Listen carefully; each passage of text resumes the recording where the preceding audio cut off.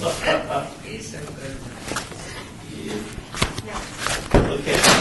I would like to call the recommending meeting to order. Are we in compliance with the open meeting law? Yes, we are. Then we'll move to the second line item of business, which is bill number 2017-42 for possible action amendments to Las Vegas Municipal Code Section 19.12.070 to allow the use of tattoo parlor, body piercing studio in C1 zoning district by means of special use permit. This is sponsored by Councilwoman Lois Sarkany. Staff? Councilman, it does exactly as you just read into the record. It allows the an approval of or someone to apply for a special use permit within C1 zoning district to apply for a tattoo parlor. So what was the zoning prior? C2 was the current minimum zoning district, and then CM and M. Okay, so why C2? What was the premise behind C2 and not C1 originally? Well, historically, the use was looked at as having more secondary impacts, and over the course of generational differences and where we are today, tattoos are very commonplace, and in a limited commercial zoning district, it could be in a strip center or other locations where it doesn't really have as much of a secondary impact, and therefore staff is supportive of a limited commercial versus being in general commercial. So in layman's terms, people are more comfortable with tattoo parlors now in the neighborhoods opposed to the image of what tattoo parlors used to be. That's correct. It. You don't have to answer that. That's just mine. Well, Infinite wisdom. used to be on the wharf with the Right. with the pirates and the sailors and and the bikers and whatever, but Good deal. it's not that. Not a problem. Is there anyone here from the public wishing to speak on this item? So please come forward to state your name for the record. No, seeing none. Public comment is closed. Mayor? There's a motion to approve. Okay, there's a motion on the floor to approve. All in favor? Aye. Aye. So moved, unanimous. This item will be moved to the December 6th, 2017 City Council meeting for adoption. 37 hours. Eligible for adoption. Next item is bill number 2017-43 for possible action amendments in Las Vegas Municipal Code 19.12.070 to eliminate the on-site signage limitation specifically applicable to marijuana cultivation facilities, marijuana dispensaries, and marijuana production facilities, so that on-site signage for those uses is governed by generally applicable provisions adopted by or pursuant to Las Vegas Municipal Code Title 19. This is sponsored by Councilman Bob Coffin. And I have to abstain. I have a son who's doing this. So it's the two of you. I'll join this. Okay, the mayor has just mentioned that she will be abstaining on And this I'm a vote. non-user. Right, that she'll be abstaining on this vote, so the conversation will be between the public, myself, and Councilman Coffin for the record. So is there any, staff, let me open up for staff first. Chairman, this item eliminates the signage requirements that were originally placed in the original ordinance that limited the square footage of the signage to 30 square feet. Having going forward in the additional applications that have been before council, as well as the perception from state statutes, those restrictions are at this point being eliminated to allow for marijuana establishments just to conform to the zoning district in which they're in for signage requirements. Is there anyone from the public wishing to speak on this item? So please come forward, state your name for the record. Seeing none, public comment is closed. The question that I have specifically as it relates to the signage, I know that a number of companies have come before us asking for this change. So this allows for the recreational, I'm sorry, not recreational, the production, the dispensaries, and the labs to operate as though they were any other C1, C2 use as far as their signage without any restrictions. That's right. That's correct. It defers to the zoning ordinance for sign signage for the zoning district, not specific to a use anymore. Okay. And does this cover billboards as well? Billboards is separate from this. This is for on-site signage only. Okay, because I know that there's a couple of applicants, or I should say companies, that have billboards on their property. However, they want to utilize those billboards for or they're using those billboards for on-site. So would that qualify? If the product and the company is available on-site, that technically makes the billboard an on-premise sign and no longer a billboard. So that would still be a conflict within the code. Billboards are meant just for the off-premise advertisement. If somebody wanted to convert that onto an on-premise and advertise on-premise, then there's potentially deviations from our standards for what an on-premise sign would be. So there would be a procedural mechanism, but would want to lose the asset of a billboard at that point. And does this also cover the digital component? Because that came before the council as well, as far as the limitation of digital signage, moving digital signage, LED. Does this also eliminate that, or does it exempt it? Our current sign ordinances address animated signage and LED signs, basically. In this case, it would just defer back to the zoning district. So if they were permitted to have it within the zoning district, they would be able to have LED signs. They would just have the criteria and development standards to adhere to, such as light levels, if it's in proximity to residential, et cetera. Okay, great. Councilman Cochran. Thank you. This gives no special privileges to marijuana people in the business. It does kind of amend some of the over-regulated fears kind of bring it in with what you're dealing with. We've got 4 years experience now. So I move for approval. Bill 2017-43. There's a motion on the floor for approval. All in favor, state aye. Aye. Aye. So moved.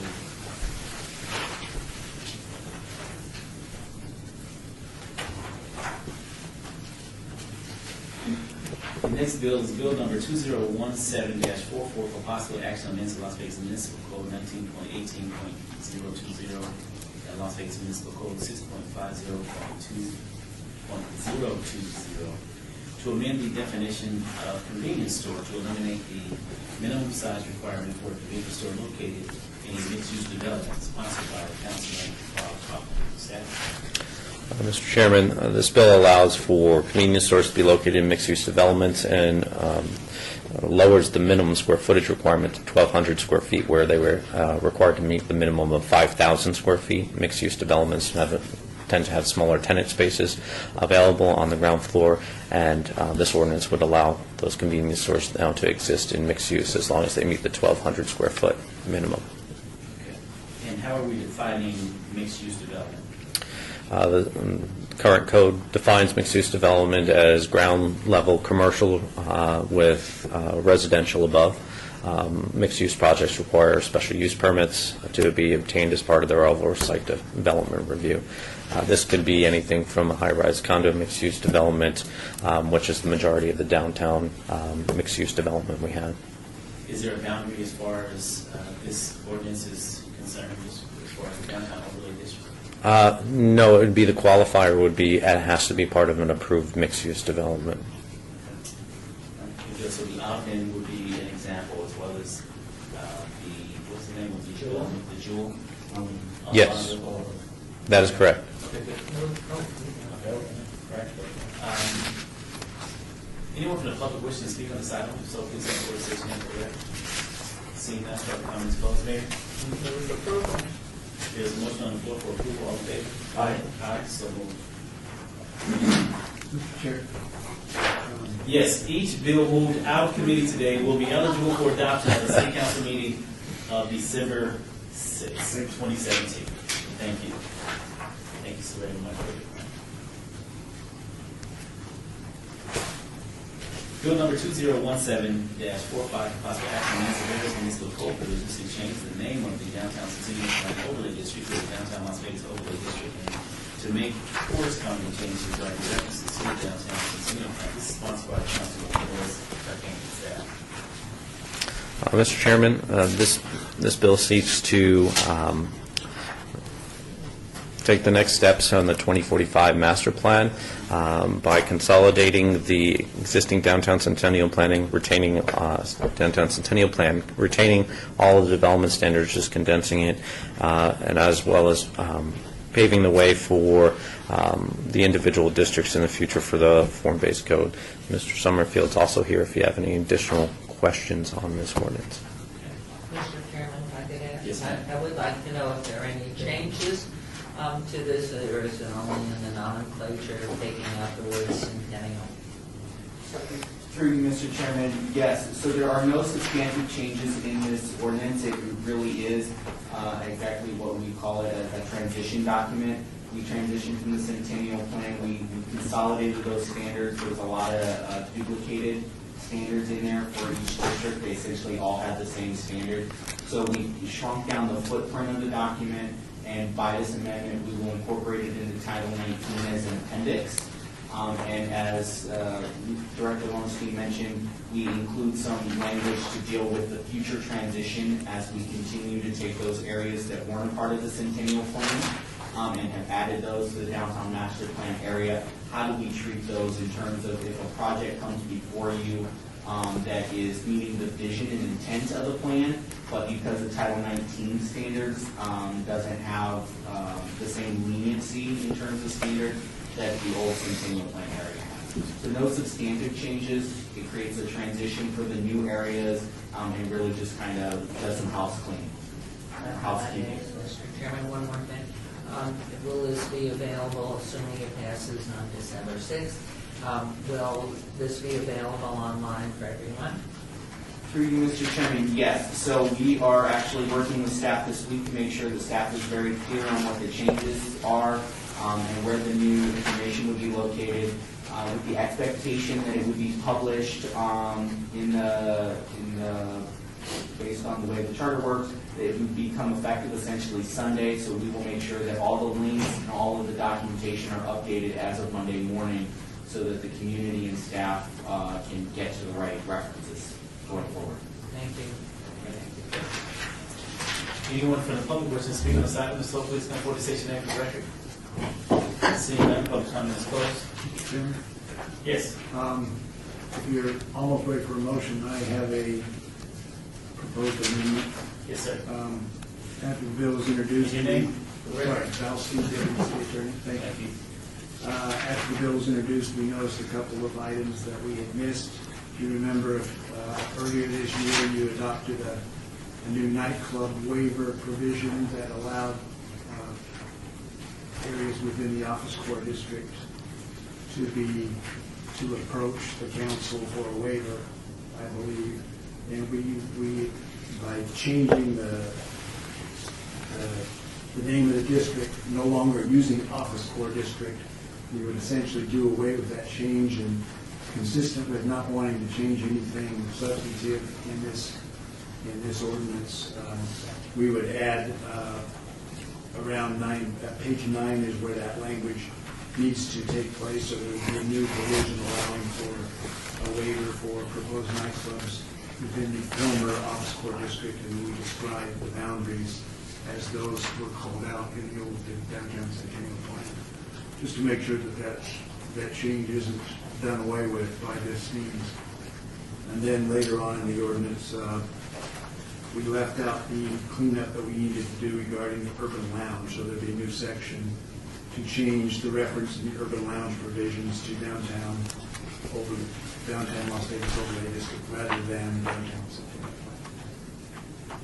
Okay. And it's spelled out here in the ordinance. No, I You read added that that first in the amendment. record. I wasn't able to bring the actual language, but. So when it comes to us on the December 6th meeting, you will have It'll that as be, first amendment. I will hand it out to you on the 6th, that's correct. For first amendment? Yeah, it'll be first amendment. Okay. Councilman Coffin. Yeah, did planning request this of Mayor Pro Tem to be sponsored? Is that what happened? I was wondering if NPT asked for the bill or if it was done as a favor to you guys. Through you, Mr. Chairman, Robert Summerfield, Acting Planning Manager. So in briefing the council a few weeks ago, before this was going to the Planning Commission, the Mayor Pro Tem volunteered to sponsor it. Because it is more of a housekeeping thing, it was something planning was pushing forward because we need to address this as a part of our implementation of the Downtown Master Plan. And Mayor Pro Tem agreed to sponsor it. in part because there's areas in Ward 1 specifically that are new in the downtown master plan that can take advantage of the fact that they're in the plan, and if they're going to build towards the vision, then they can, instead of requesting variances, which is what they would need to do now, they can actually ask for waivers, and there's a lot lower threshold. Okay, so I understand now, and I think maybe there were places like around the medical district that may have needed to have this to help become a whole, right? Yes. Just one more thing, this looks like a door opener into form-based code. Through you, Mr. Chairman, it is not the door opener. It sets the stage for us to begin making the transition to the form-based code at the time that form-based code would come before the council for their consideration. It does not in any way, shape, or form make form-based code automatic or any other change automatic. It simply, it would create the stage in terms of the way we've done the mapping for the overlay so that we can transition to the new regulations should you adopt them. But that part. But it does not require that you make those changes or do any of that. Stop, thank you. I just think that it's a good idea, by the way, and it's a good way to learn more about form-based code is to take nibbles at it Yeah. and talk about it. Okay, cool. I'm happy. Okay, if there's no further comment, I'll entertain a motion. Move for adoption of the First Amendment of Bill number 2017-45. There was no First Amendment yet, it hasn't been submitted. The First Amendment will come on December 6th, so. Is that correct? Well, it is, I'm sorry, Because you are we are- asking it to be adopted, and recommended as a first amendment, Okay, even though you don't have the document in front of you. okay, then I'll accept it as First Amendment. There's a motion on the floor? All in favor? Aye. So moved. It goes- And each bill moved out of the committee today will be up before adoption at the City Council meeting, December 6th, 2017. I like the way you guys are back up on this stuff. We are now down to citizen participation. Is there anyone from the public wishing to speak during citizen participation? If so, please come forward and state your name for the record. Okay, public comment and citizen participation is closed. I entertain a motion to conclude the meeting. So moved. There's a motion on the floor to conclude. All in favor? Aye. Aye. Thank you. I'm sure you have one. Motion to conclude.